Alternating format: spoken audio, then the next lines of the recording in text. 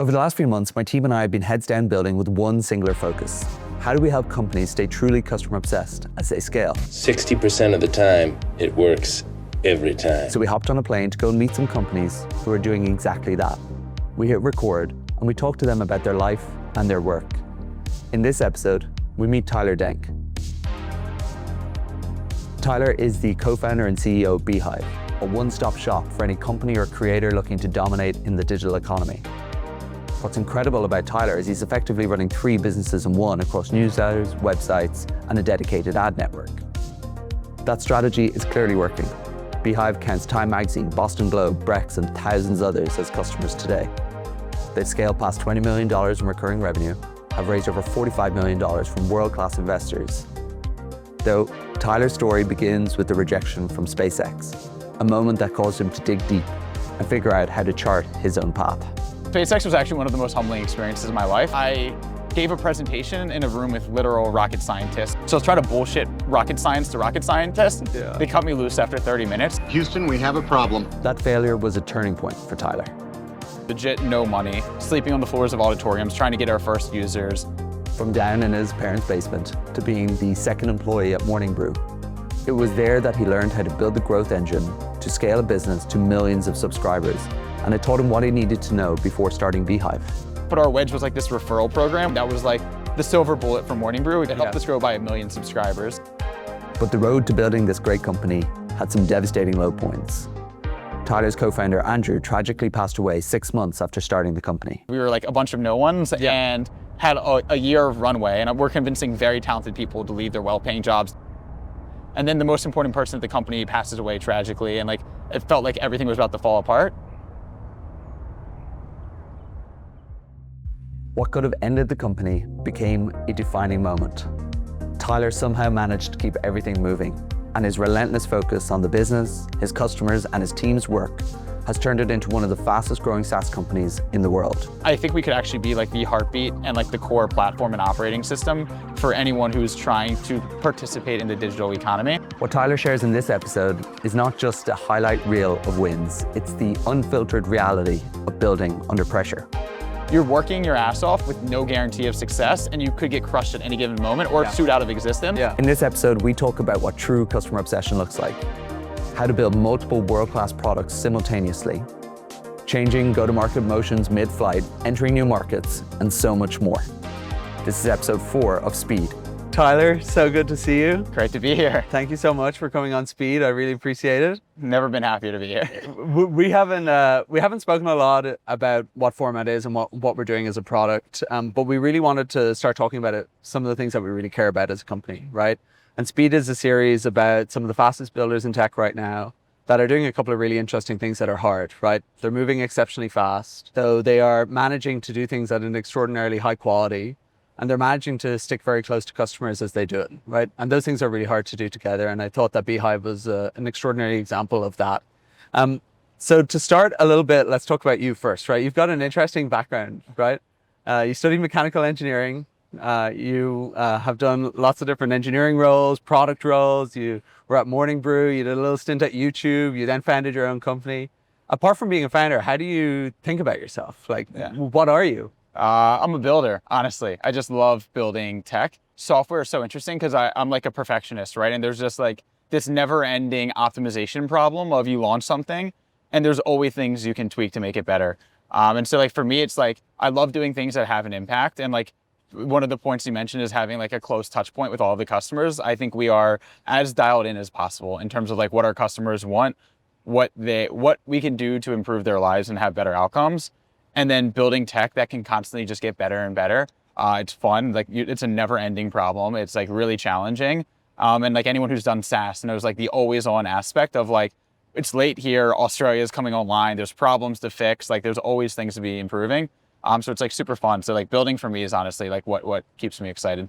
So do you remember at an early age always wanting to build things? Is that something that's always kind of been a part of your DNA? Or when did you start to realize this about yourself? Yeah, I'd say like maybe I'm like easily annoyed. I almost feel like the Larry David type of like you can like kind of call out like what could be improved about different circumstances and situations. And for me, like everything from like being at a restaurant that's just like not not optimized whatsoever for like to like improve turnaround or whatever.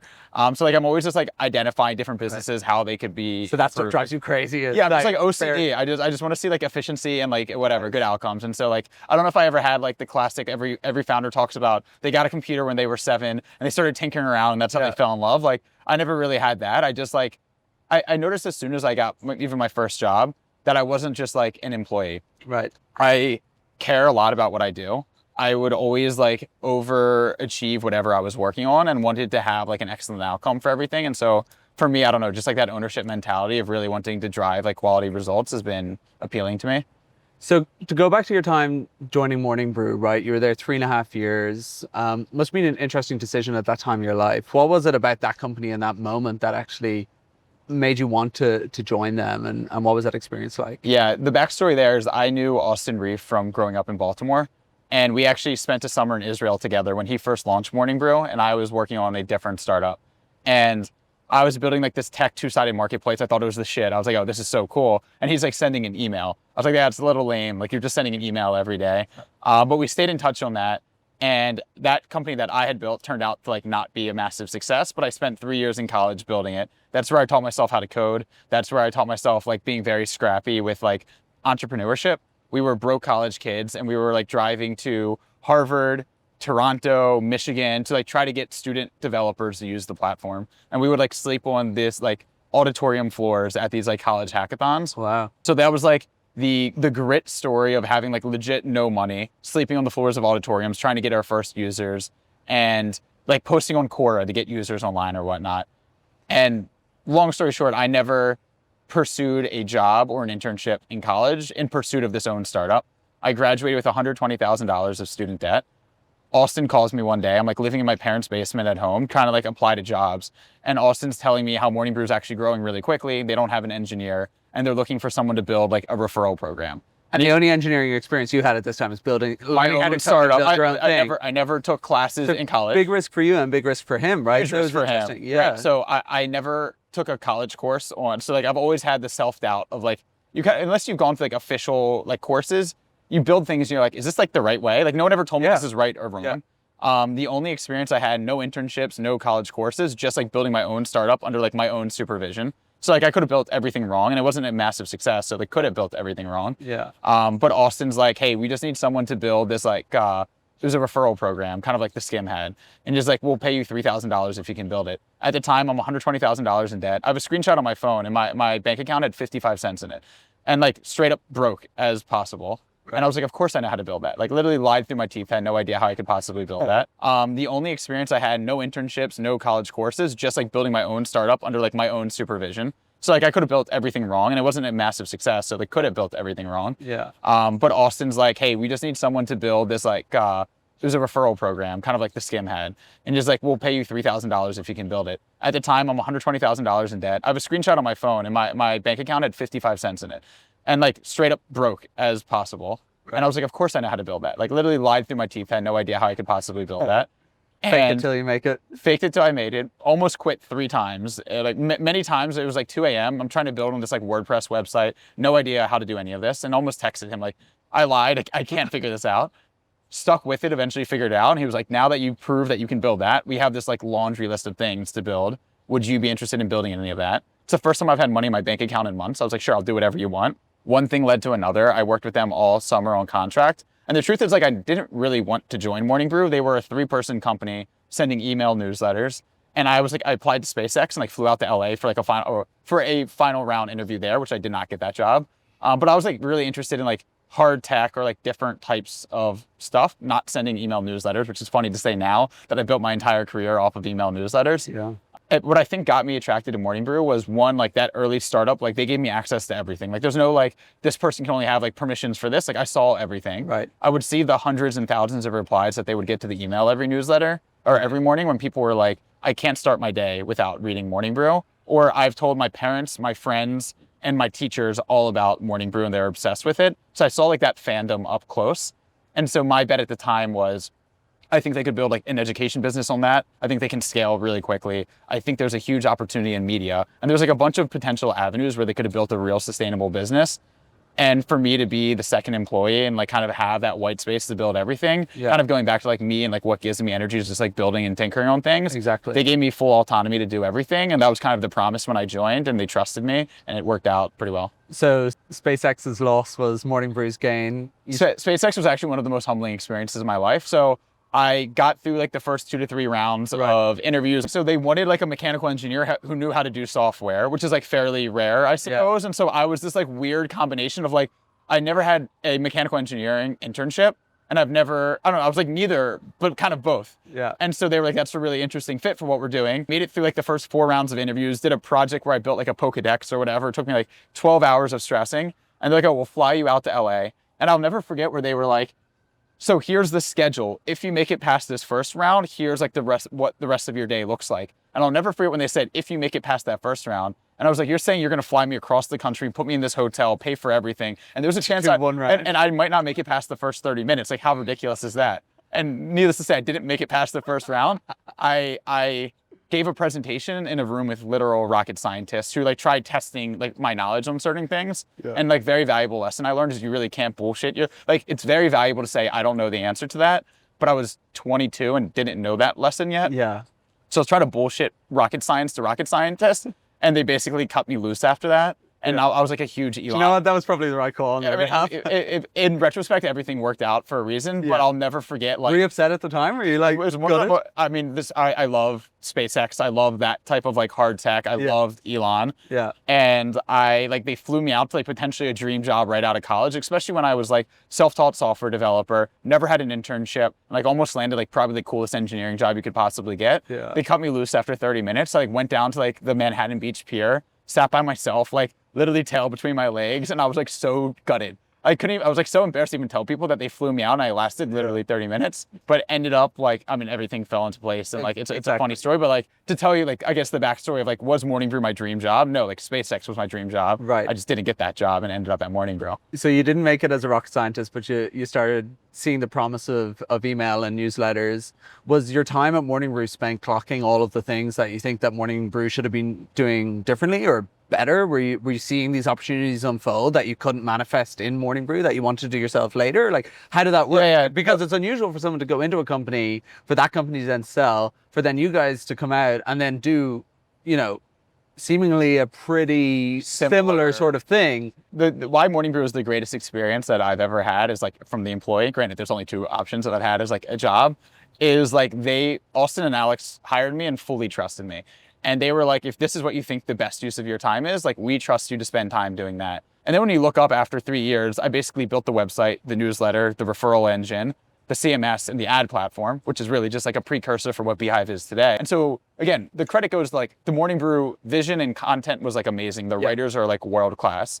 But the well-oiled machine that we had built allowed us to scale incredibly quickly, both on like the acquisition side. And that must been pivotal to Morning Brew's ultimate acquisition, right? So you left just before that. Right. What was that decision like? Do you remember the day that you made the decision you were going to leave? I inherited all of this white space of I could have built anything, and I was identifying areas to build things, and we would build really great stuff. And like 3.5 years into the business, like a lot of that white space was gone. I was like optimizing page speed of like the website, and it was like less interesting, I'd say. Trying to get from 1 million emails to, I don't know, X number. Yeah, the problem set was like slightly different and like less ambitious for me. Yeah. And then the writing on the wall, which maybe made sense because I didn't know that they were going through with the acquisition or that was happening in the background.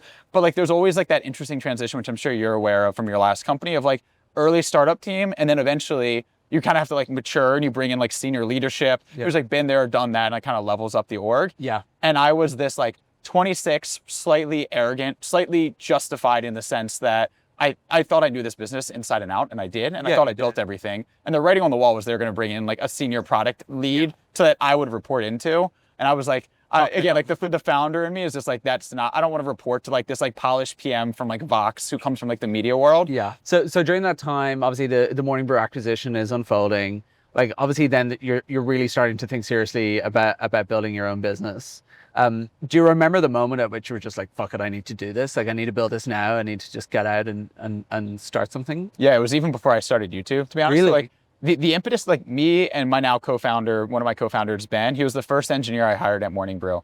And as like I said earlier, our customer was like the 10-person writing team and like the 10-person sales team. So like talk about like tight customer like feedback loops. Like we're always talking to like our coworkers, but as like an engineer, you want to build for like millions of people. So we'd sit around and build all of this cool tech. And we kind of be like, wouldn't it be sick if we had like hundreds of thousands of people using this, not just like the 10 people in the room next door? And so I think as like an engineer, you always want to build something awesome that has an impact on as many people as possible. So you start beehiiv, you're doing what, like $21 million ARR right now, which is incredible. Take me back to the first year. So what, it took you about a year to get to $1 million, right? How long were you building? When did you launch? What was that period like? So there was like September of 2020, which is when I called Ben and convinced him that we should launch this thing. Yeah. Once I convinced them that it was a good idea, it was, let's set up a weekly call every Tuesday and just build out a roadmap of what this looks like. And so that fall of 2020, we just met every single Tuesday for the next 10 months. And you're all just cranking away at this time? They're full-time at Morning Brew, yeah, full-time at YouTube, nights and weekends. It was the most stressful. You learn a lot about your co-founders at that take because one, they wanted to kill me, and you're doing it for free. Like there's no guarantee that it's going to work. Yeah.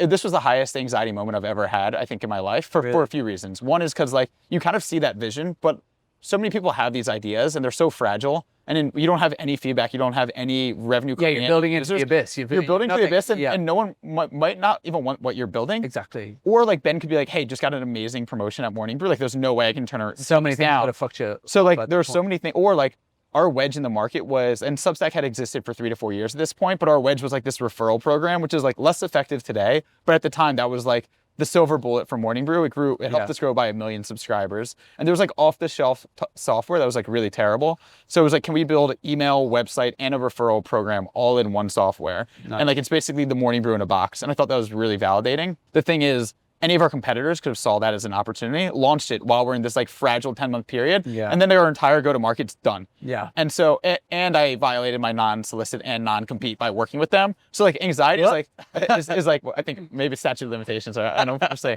So, I mean, no, they're aware of that. So like at any given moment, I was like, one, we can get sued out of existence. Two, Ben or Jake could get a better job somewhere else. Like we could fall apart. And I'm like, but that's exactly where you should be building, right? Like the pressure's on, you've no idea if it's going to work. You guys are all like double jobbing it. Like you also see, I mean, there's a lot that you learn about your co-founders, right? Like they wanted to absolutely kill me because I was like the single guy that was like so locked in. They were both either married or about to get married. Okay. They would go on like family, like vacations. They were in Costa Rica for 3 weeks, honestly. Like they were living there for the summer, like but working remote. Yeah. And they were like, hey, they closed their like, what do you mean you want to go to the beach? They closed their work laptop and they're like, and I'm like, yo, we have. And when I say we have to get this out, there's no actually has to. Like, there's no one waiting for no customers. There's nothing. But I'm like, if we want to like, kind of like see that glimmer of light. Like if we can launch this in 4 months, I think we have a shot to make this big. And if we miss this window, maybe this whole moment like, passes us by. So whenever I look back at like the entrepreneur journey, the most fragile, high stress, high anxiety part is the pre-launch. You're working your ass off with no guarantee of success and you could get crushed at any given moment or sued out of existence. Yeah. And like pushing through that and like, again, they definitely wanted to kill me. So you get to $1 million ARR. Like you must have felt like fucking king of the world. Yeah, I didn't even answer your question. I went so into the detail, but yeah, we built pre-launch for 10 months. We raised our series, 2.5 million series seed that summer of 2021. Mm-hmm. We launched publicly November 2021. Okay. It probably took us till, I don't know, 6 to 8 months to hit 1 million ARR. Which is quick. Yeah. It must have felt amazing.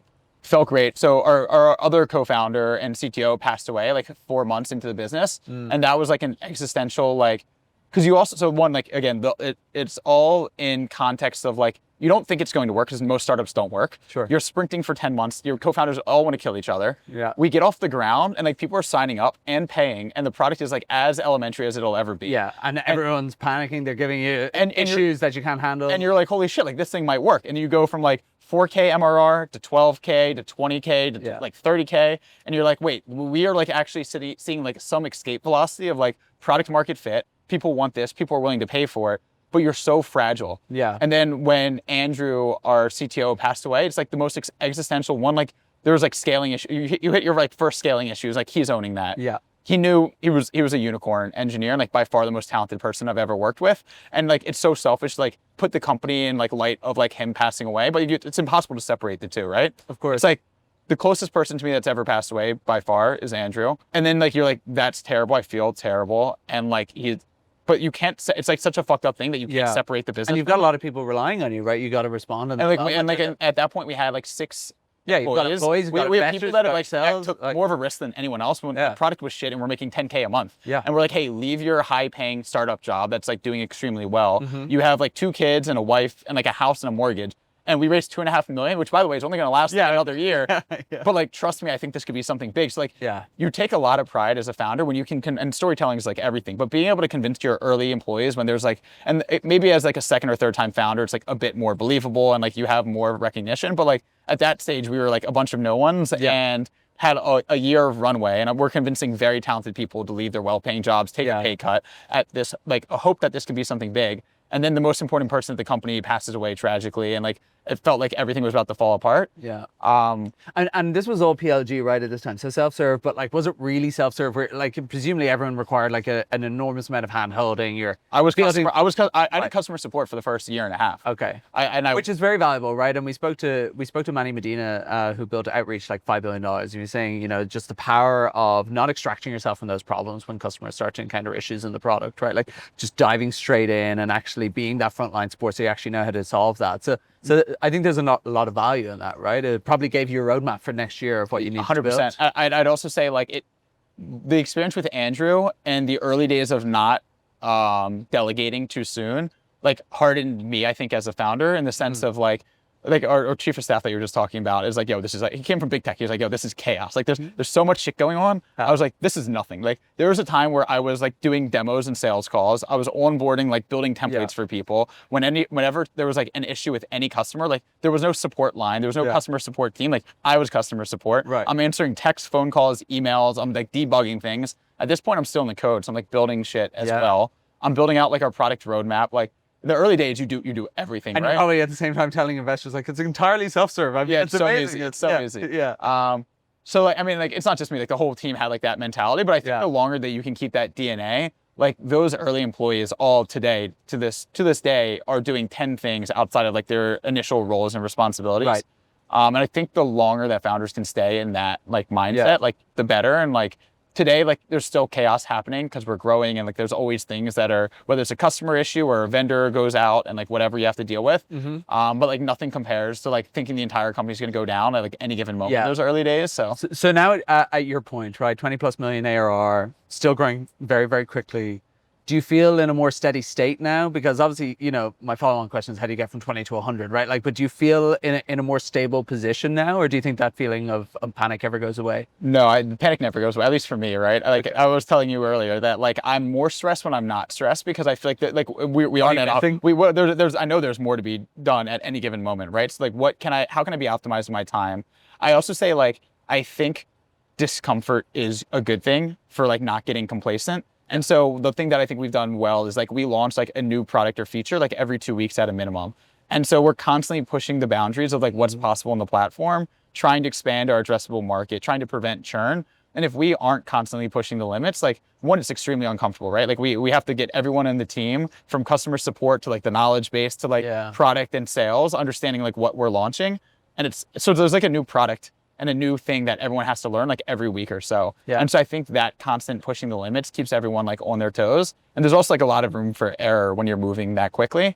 But I do think speed is our competitive advantage. I think more so than just like shipping product. Like a perfect example of this is like we just launched like a new onboarding offer where in the last step of onboarding, we'll give you a 10% off lifetime coupon if you buy like right there. And so the goal is like, we give a 30-day free trial. Shorten your sales cycle. But if we can get people to buy on day 0, that changes our entire funnel. And if 1 in 10 people purchase on the first day, then then we can pour so much more money into paid acquisition. And then it almost flips like, yes, there's like loss aversion in like a free trial, but more so if you already paid for the product and now you have to like use the thing, right? And so we had been working on it all last week. It finally was ready like 4 p.m. on Friday. And like classic, like do you ship at like 4 p.m. on Friday? Because like shit could go wrong. There's less people available to monitor the weekend.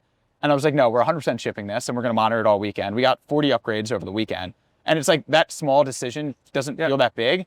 But like if we would have waited till Monday, that's 40 upgrades. Those 40 upgrades are like 3-4K MRR. Yeah. And you make 10 or 15 of those decisions a year, that adds up to $1 million of additional revenue. So like that type of shit compounds. So but do all your, similar to your co-founders when you were starting beehiiv, do all your employees want to kill you now for making those sorts of decisions? For sure. I think all good. But I think like But as a CEO of the Discomfort's business, those are the decisions you should be making, right? The one thing that I don't think anyone on our team would give me flack for is like, there's not a chance that they don't think that I'm 120% bought into this and doing everything I possibly can on a day-to-day basis. Yeah. Like I'm not out flying around in like a private jet, like taking meetings, shaking hands. Like I'm like doing QA, I'm answering like product questions, I'm like building the roadmap, I'm using the product, I'm building in public. Like you're like in the trenches. I'm literally in the trenches, and like I always like use the like straight up, yes. Like I am, and like I've met other founders who, in having a conversation with them, they would always be like, I'm pretty surprised at how well you know your business. And I'm always like, I'm surprised at how well you don't know your business. Yeah, what the fuck? What a weird thing. I know like what down to like every 100 employee, like what they're prioritizing on like a week-to-week basis, and like what their roadmap is personally to be able to like push the company forward. But that's the level of detail you're going to need to bring it. But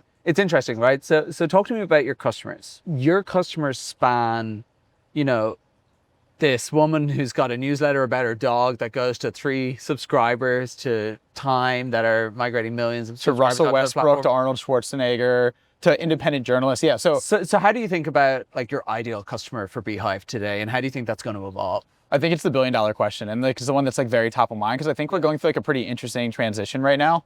We started as like purely a newsletter platform that kind of had like a website, but that wasn't a core component of it. And even just in the newsletter world, is it Brex who uses us to send like an IRL community newsletter to their customers?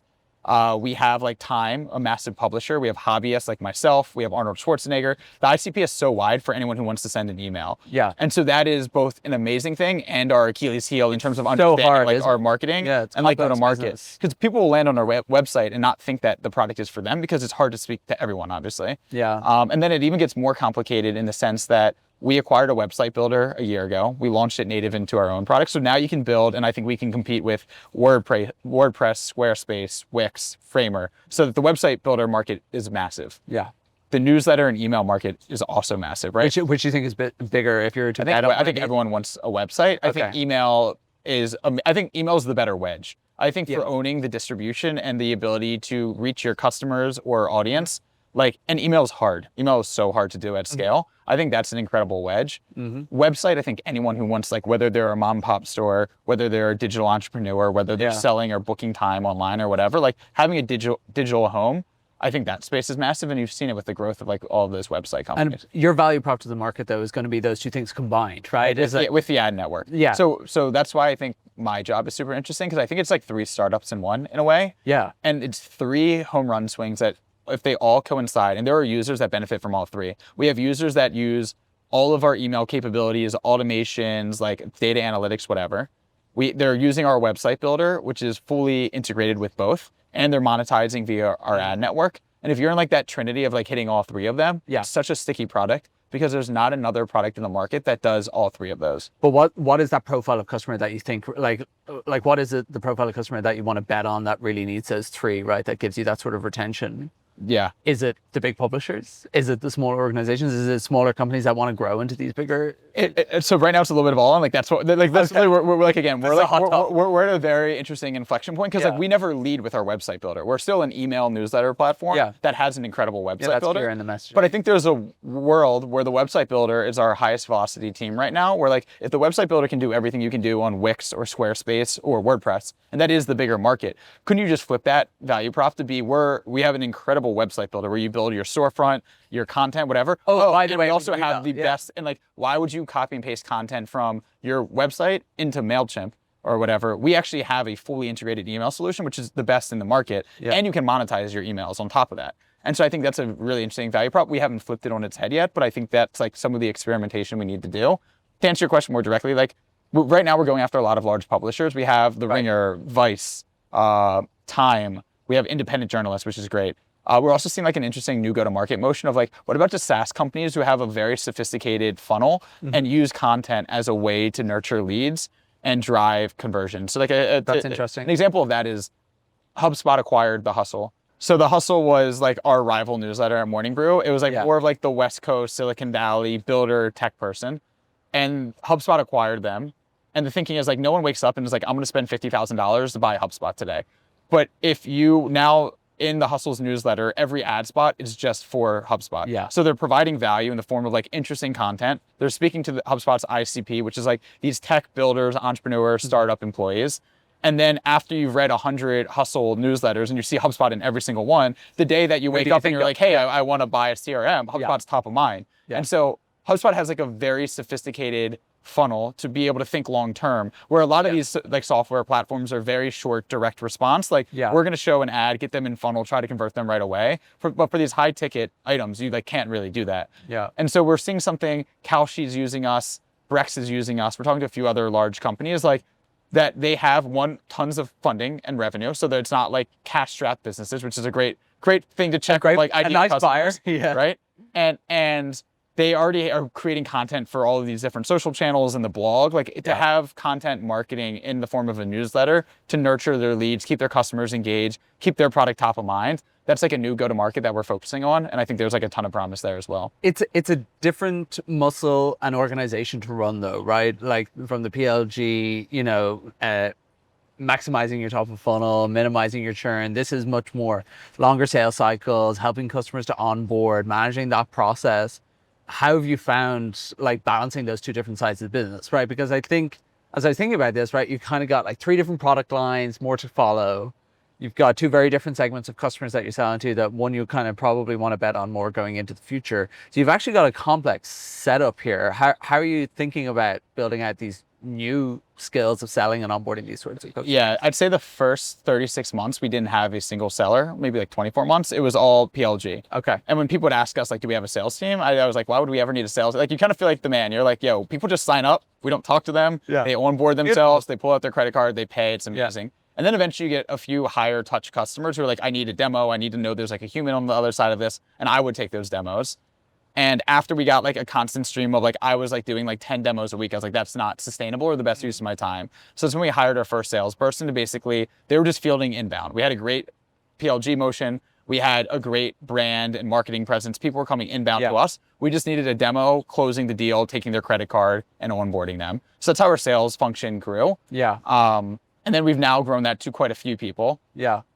And then once you see that enterprise revenue come in, then it's like flipped. You're like, wait, why are we chasing a $49 upgrade when you can have one person come in and pay $49,000? Exactly. And like, so that is like an interesting growing up. But it's a very different profile of people that you need inside your company, right? Like the team structures need to change. Is that something you guys are going through right now? Have you already done some of that? Like, yeah, so we brought on a VP of sales to lead this like enterprise motion probably 6 months ago. And like we went from being all inbound, which sounds amazing, until you realize like once inbound dries up, if you ever have like a slow month, like if you don't have an outbound motion, like you're shit out of luck, on your hands. Yeah, you're just waiting for all the demos that aren't coming in. So we've spun up an outbound motion. That's like a new motion for us, and like that's going really well.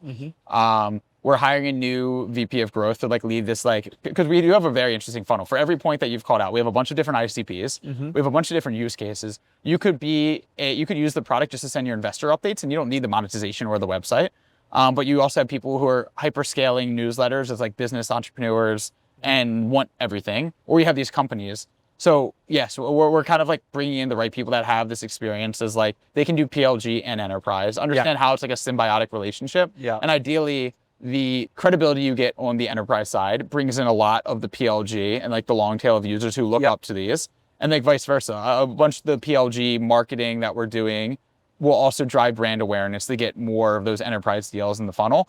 But the ICP thing is like really the $1 billion question. It's, I mean, the way that I look at the market is there's like email 1.0, which is like the MailChimp active campaign monitor, antiquated, post acquisition, very expensive, not as modern as us. Like we win against that. And that's like, there's hundreds of millions of revenue in that market. The website market, equally as large, a lot of large players who are also like public or post acquisition. I see a lot of opportunity there. I think we can win in either of those markets because we have the wedge by offering the counter one. And then the ad network is really like $1 billion bet on our side of like, can we monetize all of the emails going out of our platform? And then even better, like the value prop to advertisers is you're already investing in Meta, you're already investing in Google, but if you want to invest in these niche communities in email, there's not a single place you can go. Can we build the Facebook ad manager for email? And so if you are Format and you're like, we want entrepreneurs, startup people, you come to beehiiv, we have an ad management platform. Eventually it'll be self-serve. You say, we're going to spend $30,000 a month. And we say, we have 25,000 newsletters who reach business owners, entrepreneurs, founders, whatever. And we can diversify your spend. So it's kind of like the holy grail of what we're doing. I still haven't answered your question about ICP because it still is like that is You're figuring it out, but that's the whole point, right? Like the point. Where I'm bullish is like I think what we do better than else is like product velocity and like best in class product. So I think whether it's the website builder or the email or the ad network, our solution and our product is the best. Yeah. And we have the good problem of the market is massive in all of those. How do we actually align and prioritize and like a go to market that's coherent? And prioritize which we're going after and then build the marketing around it, which is like literally what we're doing now. So when you think of your customers, right, and you try to instill in your teams, so it's like think of your customers and think of your users, this is interesting because a lot of the time when people do that, they're just picturing the ideal customer profile in their head and right and say, hey, let's build for those. There's going to be all sorts of other cases that come in. How do you try to stay very, very close to your customers as you're doing that, right? It sounds like from what you've described at Morning Brew and also early days beehiiv, you being customer support, that like you are deeply, deeply plugged into what your customers and your users are telling you, right?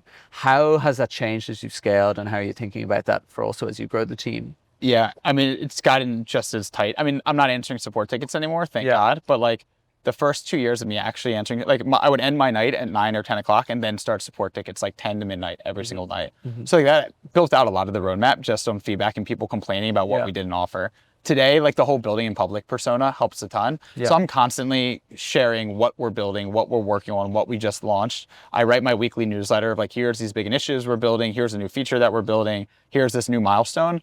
And because I've built up this like goodwill of being very transparent and responding. I respond to almost like every DM and every response that I get to like tweets or posts online. People feel comfortable voicing concerns. And like today, or yesterday I posted that we're launching like a huge automation revamp in October. And I got like 20 people being like, hey, you really are missing this feature. Like this sucks. You should totally fix this. So like I'm just getting inbound, which I then like share with the product manager leading that initiative, be like, let's add this to the roadmap.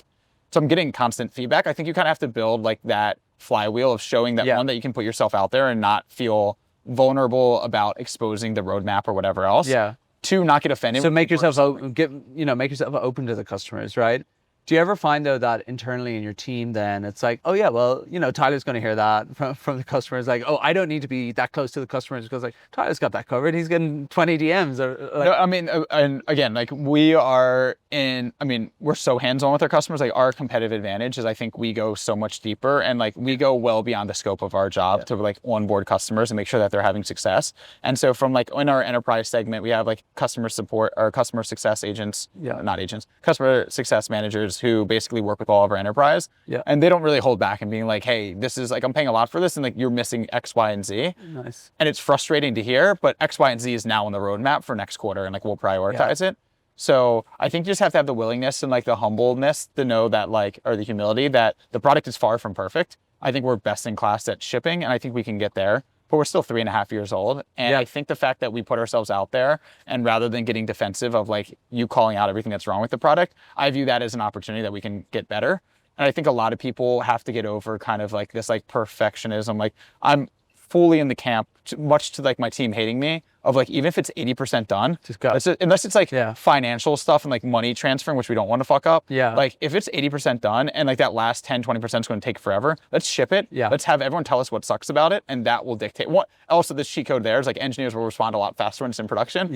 So like when things are breaking, they will jump on it much quicker. But if it's like, oh, here's this like arbitrary deadline of like, we're going to launch it next week. It'll never get done and it'll take forever. And like also that last 10% always takes so long. And it's all based on assumptions that you think the customers are going to want, but you've never actually got it in front of them to validate. So we don't have documentation ready. Support hasn't been trained on it. The product's straight up just like not done. And the other side, which some of the product managers on the team, which I respect their opinion, is like, we have this reputation of having a great product. Every time that we roll out something that's like half finished, it kind of hurts like the reputation do you chip away at or the perception of like, this is a quality product because it's like very incomplete. And the answer is like, yes, but I actually think we get to a better spot faster. And I also take the view of like who our customers are today. There's like the least amount of customers we're ever gonna have. So like they have to suffer through us like shipping things now. But it will make the customer who onboards a week from now his experience 10 times better. I mean, you guys are clearly gonna double and triple in size very, very, very quickly as you grow. So when you started, right, there were big ass companies that had been in the space for a long time. Now I'm imagining you still have some of those guys, right? I've seen your posts online. You have like many gripes with those, and I think a lot of that is very well founded. But I'm sure in this moment, you also have a bunch of teenagers in their bedrooms, vibe coding shit on AI that's trying to like snap at your heels and doing that. So how is your space getting impacted by AI and by all these sorts of tools that people are just whipping up on a weekend and putting out there? Is that anxiety inducing for you? No, because we've had a lot of these like vibe coder, indie hacker people that get frustrated. Like we rolled out pricing, like new pricing a year and a half ago. Slight increase in prices. Obviously, everyone gets upset, understandable, whatever. Yeah. And the indie hacker community loves to be like, oh, I can build anything, right? I have all my MRRs in my profile. So a few of them are like, I'm just going to rebuild beehiiv. They all failed in doing it. I think like there's a lot of complications in. I'm not saying like we are like prone. I'm not saying that we are invincible from competition. I think, and this is true of every company, once you, everything from the outside looking in seems very simple. Yeah. Until you realize like that we're dealing with hundreds of billions of rows of data every day. We have a full data team. Sure. There's tons of spammers and malicious actors. We have like a full security and compliance team Yeah. that's rolling out like ML models to detect spam and phishing and everything else. Mm-hmm. We have so many like different dashboards and data and like the coupling of like a website builder into the email. It's like a pretty complex product. Yeah. I think when AI and like the vibe coding thing initially came out, every founder and entrepreneur's worry was like, can someone build what I have built overnight or get like 80% of the way there, undercut us and offer a product that is competitive? And I think knowing what I know of like how difficult it is to build what we build. Yeah. And we also have network effects well, whether it's like the ad network, we have like millions of dollars in ad sales per month with the ad network. We have like literal network effects in the product itself. It's a very difficult product to vibe code and compete with, I would say. Certainly not one that anyone's going to trust with anything that's in any way important. Right. Yeah. But what I think where AI is interesting is, as someone who looks at all of these different software vendors for your business, typically when you're evaluating different vendors, no one has like the 100 things that you want. You take like 4 vendor calls, sure, and one of them will have 75 out of 100 things, another one has 85 out of 100, but you're always making concessions somewhere. And I guess what AI would eventually allow you to do is like, if you are well-resourced as a company and you were going to pay us $100,000 a year for this email solution that offers 8 out of the 10 things you want, is it worth you putting time and money into hiring someone to vibe code and get your way there, where you actually build a solution, going back to like my Morning Brew days, like our own CMS, that you build your own email solution that has 10 out of the 10 things that you need, and you're not paying a software vendor? And again, easier said than done, but I actually think that's where the disruption. So the buy it over the build it is always going to win in your mind. Yeah, I'm less concerned about someone vibe coding a beehiiv competitor. Yeah. And also not as concerned about this, but where I think there's more of a vulnerability would be, could someone who would pay us $100,000 or $150,000 a year just actually invest in building something that they can use AI to build quicker, higher quality, and just have 1 or 2 people managing that team, and it has 100% of the requirements, and they're not paying like. I'm sure there's plenty of features we have that not everyone uses, right? Yeah. So why pay for the features you're not going to use when you can build your own solution? I think that's where there will be more disruption. I think that's what you're seeing broadly. But yeah, I think everyone's initial reaction is like, oh, they're just going to build a clone. I think they're just going to build a software vendor that's perfect for them. After everything you've been through, your advice to new founders, like how do you think about advising other entrepreneurs that are getting out there, that are starting to build in tech, like from all the things that you've learned at Morning Brew and a very short stint at YouTube and then beehiiv? Yeah, I mean, it's not like, I mean, it's so much harder than I think everyone gives it credit for. Like, yeah, but isn't that beautiful that you don't realize that at the beginning? I was reading something the other day. It was beautiful. It was like I didn't do this because I thought it was going to be easy, right? Like just that whole mentality of like that naivety is actually very, very helpful. It's everything, right? Like the cognitive dissonance that I live with on a day-to-day basis of like, I refreshed Stripe and we had like a slow day, grew a few like MRR, right? But like the product is so great. We have this massive vision. We have this incredible team, and like kind of separating like what we're doing now and like the vision we're building towards. Also, I think coming to the realization that you're going to get knocked down 1,000,000 times every day, right? Like what always threw me off and gave me a ton of anxiety is like I wake up every Tuesday I wake up, I have 10 things on my to-do list. I'm like, I can't wait to knock this out. But then like customer problem, a vendor goes down, there's a huge bug that's causing issues. There's a massive like enterprise sales call where if you get roped in last minute because if the CEO shows up, you might close the deal. And then you look up at 6 o'clock and you haven't done a single of those 10 things. And it just causes all this stress and anxiety. And no matter how much you tell yourself that like is the job, it never really gets easier. You just kind of have to accept it. But it's actually fucking sick because it's also the best part of the job, right? Like it's also the stuff that gives you energy, and it's why you never really want to work for somebody else, right? Yeah, I mean, for me, it's just like the optimism that you have to have, and like the cognitive dissonance of like it's going to suck every step of the way, and like it has not. The thing that I thought was when we were doing 10 or 20K of revenue and everything's breaking every single day. And there's like 8 of us on the team. Mm-hmm. And you always think like one day I'm going to hire my way out of this chaos, right? Like we're going to have like a better product. We're going to have more experienced leaders. Yeah. We're going to be able to delegate more. And like this will get easier. And EA's coming out your ears and all this. And like 3.5 years in, like it does not get any easier. It's just like every step further, there's new problems. And like the fear of failing gets worse and worse as you go higher and higher, right? Really? It's like if we would have failed 6 months in, I would have been like, thought it was a good idea. We gave it our all, didn't work, market wasn't there. Yeah. But like whatever. Now it's like it's my entire. This is a bad thing, but like it's my entire like personality, reputation, livelihood. Like my wealth is tied up. Like everything is about this company. And we've made it to the point of like no return, where it's like, if this didn't work at this point, if something catastrophic happened, if there's like something goes wrong or like we get crushed in the market, like devastating, right? Like I would have rather lost like at 6 months in. Yeah. So like that added anxiety and pressure, I think just continues the mount. Like the higher you go, the further you fall type of situation. Yeah. So, the benefit is you might get the job in SpaceX now after what you've done. I hope Maybe, so. Like, I hope so. You might get past I met someone at the bar last week who works at SpaceX. He doesn't seem too happy. But, okay. So you're growing so incredibly quickly, right? Very soon on the horizon will be questions around IPO, questions around acquisitions, all of that sort of stuff. You've already started doing some of your own. How do you think about the future financial journey of beehiiv, and how are you planning for that? Yeah, I've like never been more excited about what we're building. We're like, the website builder just went live. The ad network is just hitting like escape velocity. We have some other surprises this fall that we're going to announce that I think are really exciting as well. And so for me, it's IPO is like kind of like the pie in the sky, like where we will eventually get to. I think this is like a multi-billion-dollar company in the next 24 months. Yeah. And I think going back to like how I can answer your question about ICP, like that's like the opportunity to me. It's our biggest Achilles heel. And I feel like we've almost backed into like the 30 million run rate that we have without even being able to identify like, here's the exact problem we're solving for this ICP. Yeah. And not to like outsource this into like our future VP of growth, but like someone who's seen this experience and can like really build like a funnel around that, I think will unlock a ton of opportunity for us. But that is just such an interesting time for your company, right? To be able to like to recognize that you're now at the start of figuring that out, right? And I also think like we start like, and this is like kind of previewing what we're going to announce later this year, but like we have been in this email newsletter platform, and like now we're a newsletter platform that has a website builder and there's like an ad network. But like, how do we become more than just like that? How do we become like this operating system for anyone who has an audience? And the fact that we can basically, once we own the website space and you have the analytics and you can understand who's visiting your website, who's buying your products, who's reading your emails, all under one like kind of like CRM type of thing. And like we also have open APIs and webhooks where we can plug in with Discord and HubSpot and Salesforce. Yeah. Where like I think we could actually be like the heartbeat and like the core platform and operating system for anyone who's trying to like participate in the digital economy. And I think that market is massive. And so like that's what excites me, is that I actually think we're like on chapter 1 of what I think could be like a very massive business. And we haven't even cracked our current chapter, right? Like we're not even going after it. We haven't even captured 5% of the email market. And I just think there's so much opportunity in being able to ship quality product and hire really incredible people. So yeah, IPO is like the goal, hopefully in 5 years when we're talking. Awesome. Well, Tyler, thank you so much. You're a fucking legend. Thank you so much Appreciate you for having me. Good to spend time with you. Cool. Cheers, bro.